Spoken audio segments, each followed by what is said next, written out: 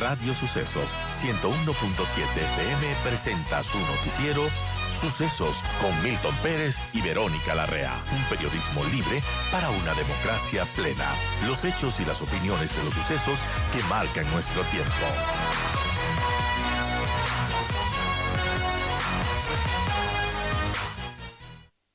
Y bueno, vamos a revisar, tomar el pulso, cómo está el sector exportador. Ha habido una noticia de algunas semanas que las exportaciones de nuestro país mejoraron en julio de este año. Y bueno, el cacao fue uno de los productos que más creció. Así pues, las exportaciones no petroleras, no mineras, continúan su ritmo de crecimiento en el país. Entre enero y julio de este año, las ventas al exterior en este grupo aumentaron 10% en comparación con el mismo periodo del año anterior. Esto lo publicó hace días el Banco Central del Ecuador y a su vez también FedExport. Este 15 de septiembre. Así pues, en los primeros 7 meses del año se exportaron 12.032 millones de dólares, 1.065 millones más de lo que se vendió en el mismo periodo del año pasado, cuando se alcanzó 10.967 millones de dólares. Solo en julio de este año se registró un incremento en las exportaciones no petroleras, no mineras, de 17.5%. Este es el segundo crecimiento más importante del año en comparación con el mismo mes del año anterior, y además acumulan 4 meses seguidos con incrementos superiores al 12%. Y bueno, hablamos de las principales exportaciones. El camarón, que es el principal producto exportado de la oferta no petrolera, no minera del país. Este producto bajó su valor vendido en un 6% en el periodo de enero a julio. En los primeros 7 meses del año se vendieron 4.113 millones de dólares. El monto representa 34% de ventas de este segmento. Asimismo, las exportaciones de banano disminuyeron un 3% su valor exportado. Se alcanzaron ventas por 2.219 millones, mientras que las exportaciones de enlatados de pescado, atún y pescado aumentaron su valor exportado en 23%. También el precio del cacao da una estabilización. En julio se registró una disminución de los precios de cacao después de 9 meses de incremento consecutivo. Esta reducción del precio de exportación de cacao en grano de junio a julio fue del 2%, lo cual muestra una señal en la estabilización del precio de cacao a nivel internacional. Bueno, esas son un poco las cifras para entrar ya en contexto para conversar con Felipe Rivadeneira, presidente ejecutivo justamente de FedExport. ¿Cómo está la situación de los exportadores? Entonces, podemos decir que son buenas noticias, y qué expectativas tenemos ahora con esta situación crítica de la crisis energética en nuestro país. Bienvenido, Felipe, y gracias por estar con nosotros. Hola Verónica, qué gusto poderte saludar a través de este medio telemático y a toda tu distinguida audiencia. Bueno, has hecho un excelente resumen, perdón, de cómo está el comercio exterior este año, de lo que va hasta julio, ¿no es cierto? Es decir, ya hemos tenido un desempeño, te diría, de los 3 primeros trimestres de este año, ¿no es cierto? En donde vemos un poco que lamentablemente se ha cumplido lo que mencionábamos desde el inicio de este año, que iba a ser un año complejo, que iba a ser un año muy duro por las circunstancias internacionales, ¿no es cierto? Es decir, los mercados internacionales han estado muy volátiles, no han estado estables. Y esto es un poco lo que veníamos arrastrando también desde el 2023, ¿no? Y tenemos que destacar, como tú bien mencionabas, el gran desempeño del cacao, que han sido precios extraordinarios, y esto de alguna manera ayuda a que las cifras macroeconómicas no establezcan un crecimiento prácticamente nulo, ¿no? Es decir, si estaríamos, te diría, con un precio del cacao normal, como ha habido en años anteriores, estaríamos hablando de un crecimiento del 1, del 2%. Pero gracias a este fenómeno que se ha dado del cacao, ¿no es cierto? Que son fenómenos que se generan em, por problemas de nuestros competidores, es decir, esa es la verdad, ¿no es cierto? Ha hecho que hay un crecimiento enorme del cacao y bueno, hay que aprovecharlo también, ¿no? Es decir, hay que saberlo aprovechar y el Ecuador lo ha sabido aprovechar, pero claro, también hace que el análisis no sea un análisis extremadamente positivo ni un análisis triunfalista, de alguna manera se podría decir, con el desempeño de este 2024, sino que tenemos sectores que llaman mucho la atención, que generan muchas alarmas, ¿no es cierto? Mercados como por ejemplo el de China, que ha tenido un decrecimiento muy importante. Y por el otro lado, ¿no es cierto? También vemos mercados que gracias al cacao han crecido de forma importante, como es Europa y Estados Unidos, ¿no? Pero claro, la disminución del volumen de exportación de camarón, que en millones de dólares nos afecta muchísimo, porque es nuestro primer producto de exportación, igual el banano, que venía recuperándose bien, no ha podido de alguna manera sostener esa recuperación por algunos factores, por ejemplo, en el caso del mercado ruso, no ha podido recuperarse completamente por la guerra que existe allá, ¿no es cierto? Por las condiciones Claro. que existen allá, por ese conflicto internacional y también por las condiciones climáticas, que la verdad eh, no me acuerdo que hayamos vivido un tema climático tan fuerte.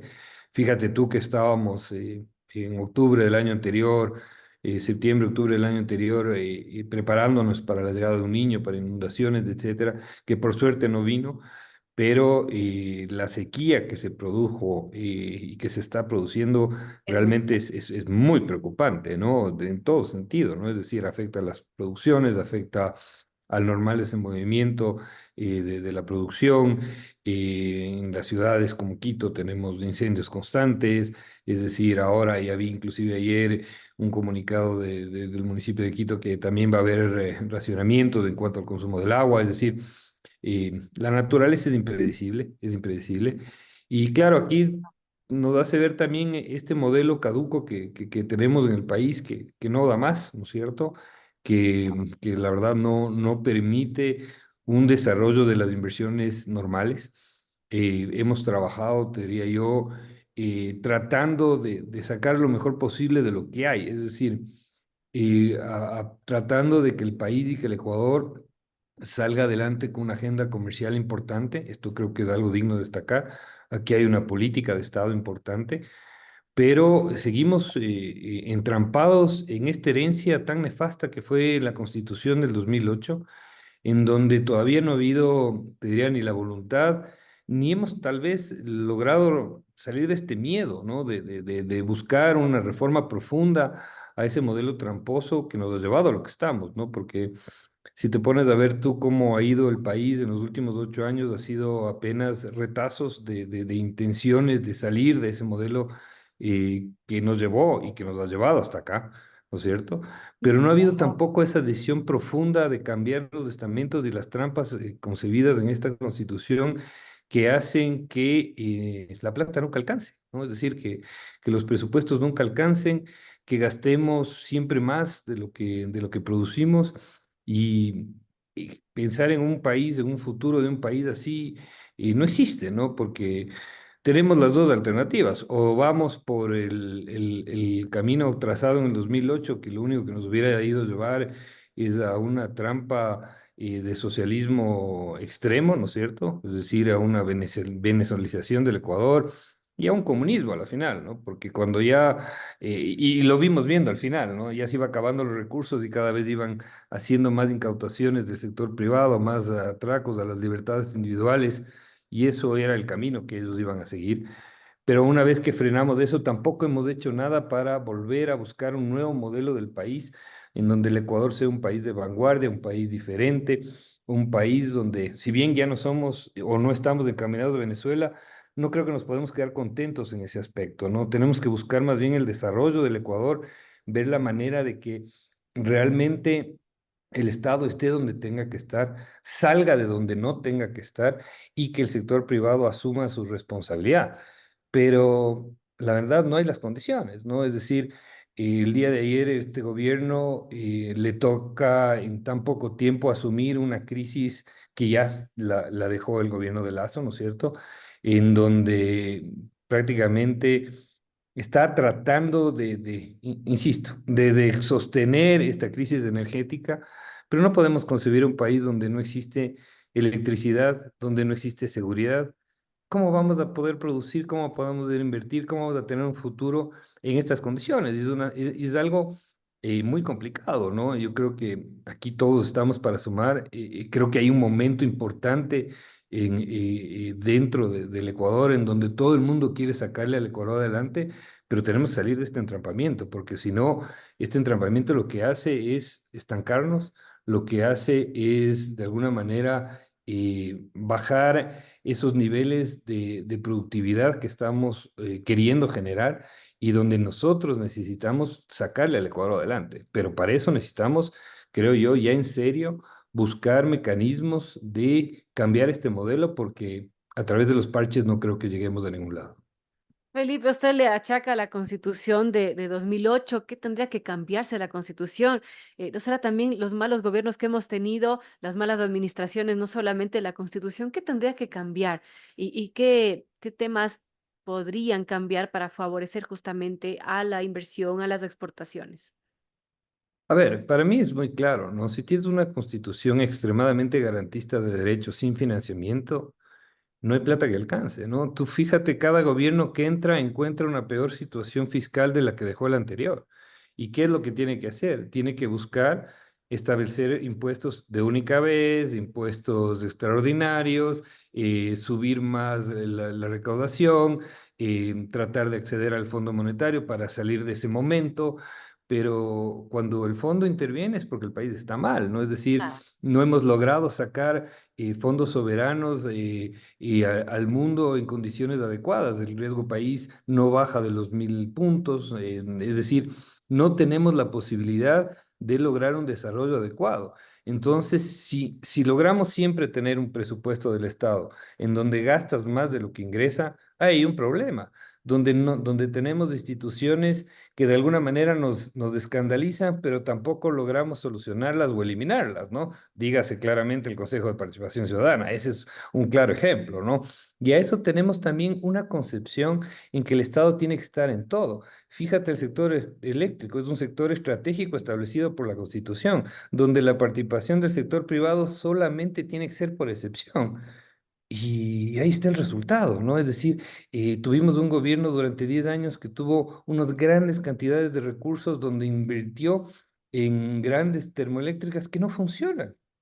Entonces, ahí está claramente el problema, ¿no? Y si uno va desgranando esta constitución, vas viendo todas las trampas que se establecen, por ejemplo, ese gran círculo vicioso que tenemos, por ejemplo, con los gobiernos autónomos centralizados, donde se exige una gran cantidad de recursos y donde no se obliga a esos municipios a generar sus propios recursos. Tenemos una normativa de alianzas públicas privadas por excepción que sabemos que no funciona, que termina siendo un gran fracaso. Se ha reformado la normativa de las alianzas públicas-privadas, pero no llega a despegar.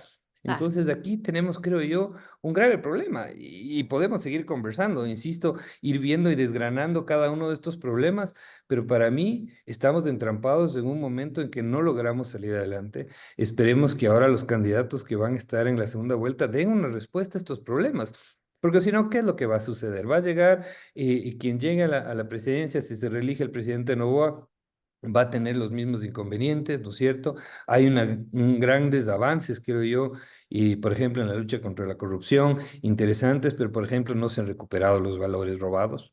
Yo no he visto eso, ¿no es cierto? Así Y es. por ejemplo, no se ha logrado conseguir una seguridad importante. Ayer hubo un interesante anuncio del presidente Noboa de restablecer las bases internacionales, que es extremadamente importante, porque esto es una guerra que el Ecuador no la puede vencer solo, ¿no es cierto? Que se requiere de ayuda internacional y pues debemos tener una base en donde estén, por ejemplo, aduanas de la Unión Europea, aduanas de los Estados Unidos, ejército de los Estados Unidos, de ejército de algunos países europeos, donde va la droga y que nos ayuden de alguna manera a controlar, porque es un problema que el Ecuador no lo puede vencer solo, ¿no es cierto? Está claramente establecido esto, en tener que luchar contra organizaciones criminales transnacionales, que ellos sí tienen tentáculos en todas las partes posibles de países de la región, en donde tienen además una gran cantidad de recursos, y nosotros en cambio tenemos un Estado empobrecido, un Estado grande, obsoleto, que no logra funcionar, donde hay instituciones que no deberían existir. Entonces, o se toma una decisión fuerte, profunda, analizada, sintetizada, que de alguna manera rompa este status quo, ¿no es cierto? Y nos genera un shock de desarrollo, no vamos a conseguir más que ir pasando la marea de bache en bache, ¿no? Fíjate el crecimiento económico, tenemos apenas del 1%. Entonces, claro, ¿tú qué puedes decir? ¿Volver al modelo de que teníamos hace 10 años que nos ha llevado a esto? es impensable, ¿no es cierto? Ver un modelo, en cambio, en el cual hemos ido haciendo retazos para tratar de salir del modelo tramposo, Ah, tampoco es una solución. Entonces, para mí está claro por dónde tenemos que ir.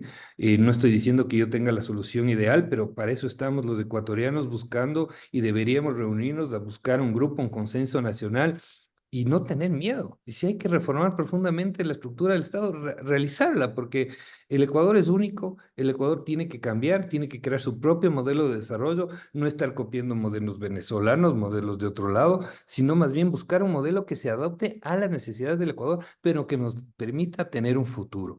Yo creo que eso es muy importante, ¿no? Fíjate tú. ¿Qué le dices tú a tus hijos o qué les dices a la juventud que lo único que desea es buscar una oportunidad de irse a estudiar en el extranjero y quedarse a vivir en el extranjero? Ese es otro factor gravísimo que estamos viviéndolo en una éxodo. fuga de cerebros y de talento humano que no deberíamos tenerlo, ¿no? Es decir, el joven estudiante del Ecuador debería querer estudiar aquí. La academia tiene, por ejemplo, una gran responsabilidad ahí que tiene que ver la manera de atraerlo, pero que también el joven estudiante quiera trabajar en el país.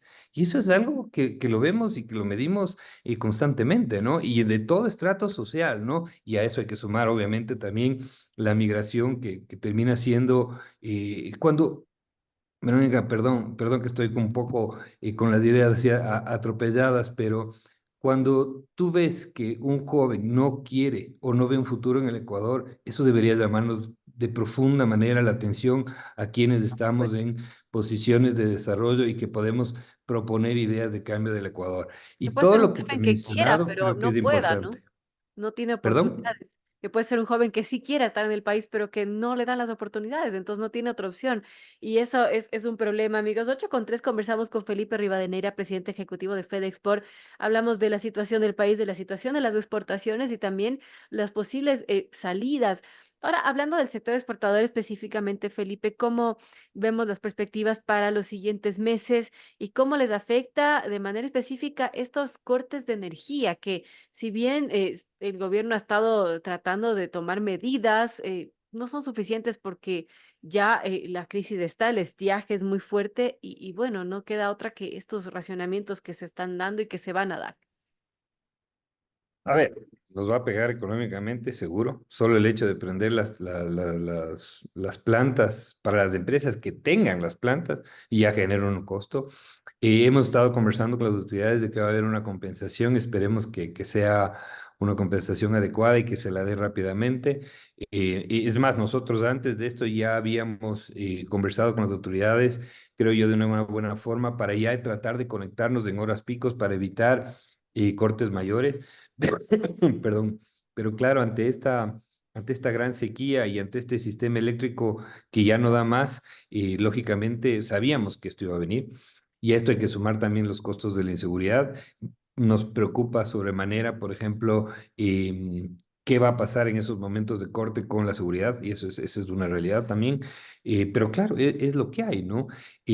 Creo yo que y lo que tenemos que buscar es tratar de mantenernos, ¿no es cierto? Desde nuestro punto de vista, desde la Federación, esta semana justo tenemos nuestra convención nacional de exportadores, la conversión que hacemos una vez al año, tenemos nuestro premio a la Federación, donde vamos a hacer un paro en la agenda, a pesar de todos estos problemas, para reconocer el gran esfuerzo que han hecho los exportadores y que hicieron en el año 2023. Y vamos a tratar también de justamente discutir nuevas alternativas de diversificación de mercados, de diversificación de productos, de ver cómo atacamos este mundo que está tan cambiante, en donde vemos inflaciones de muchos países, donde también estamos en un momento de coyuntura internacional de elecciones importantes como en Así Estados Unidos, por ejemplo, la guerra de Rusia-Ucrania que no termina de definirse. Y una buena noticia, porque no todo es malo, también hay cosas positivas.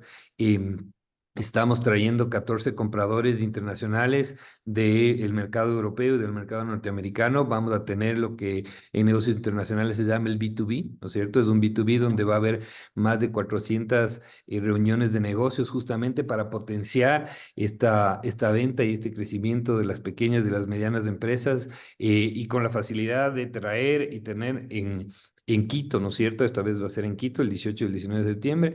No tienen que moverse, no tienen que desplazarse a un hotel o a una nueva ciudad, sino que simplemente podrán acceder y acudir y tratar de poner nuestro grano de arena, ¿no? Con esta idea de seguir generando el desarrollo. También vamos a tratar de explorar estos nuevos mercados, que algo positivo que te mencionaba al inicio de esta agenda comercial que hemos avanzado y tenemos ya a las puertas la suscripción del acuerdo con Corea del Sur. Entonces vamos a tener a un experto de Corea del Sur que nos hable de los mercados de Corea del Sur, también de Canadá, de ver las posibilidades de exportar mejor a Europa del Este. Estamos trayendo uno de los grandes compradores, Uterí, el principal comprador de cacao de Hungría, por ejemplo. Traemos también un gran comprador que tiene más de 20.000 tiendas de retail de los Estados Unidos. Es decir, tratar de alguna manera de no quedarnos estáticos, creo que esa es nuestra obligación. Ante estos momentos complejos que vive el país, creo que nos exige inclusive movernos muchísimo más de lo normal y dar alternativas a nuestras empresas para que el comercio exterior siga creciendo, ¿no? Esperemos que el precio del cacao siga igual, esperemos que también que la economía china se recupere. Que también que el clima nos ayude para que el banano también se recupere y esperemos de este año cerrar, si bien no vamos a cerrar como en años como el 2021, 2022, que fueron años extraordinarios, pero al menos sostener las exportaciones macroeconómicas y que los principales sectores no tengan unas caídas tan fuertes, sino traten de recuperar terreno para poder seguir sosteniendo esta gran producción, este gran sector para el país que trae muchas divisas y que de alguna manera sigamos contribuyendo con el desarrollo y el crecimiento de la economía ecuatoriana. Importante, gracias a Felipe Rivadeneira, presidente ejecutivo de FedExport, por analizar la situación del país, la situación de las exportaciones en nuestro país y también las iniciativas para ayudar a paliar la crisis. Gracias, Felipe, por estar con nosotros.